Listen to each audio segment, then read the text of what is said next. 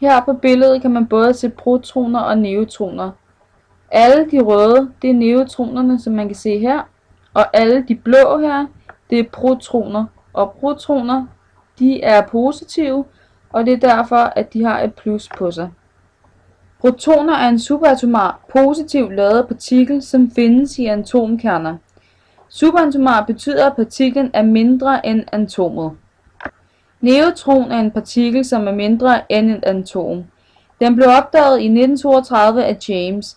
Neutroner udgør sammen med protoner det stof, som atomkernen med atomvægt er større end brint er sammensat af. Det letteste atom, som har en neutron i sin kerne, er tungt brint.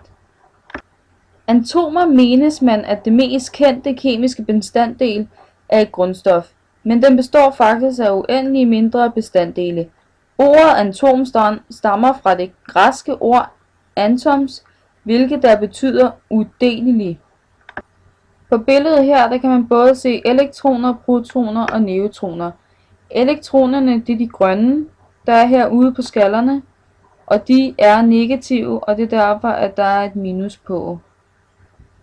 En elektron er en subatomar elementarpartikel. Den har så den negative elektrisk ladning.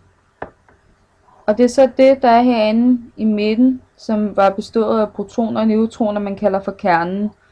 Og alle det her udenom, de her streger, det er det, man kalder for skaller, og det er der, hvor elektronerne sad.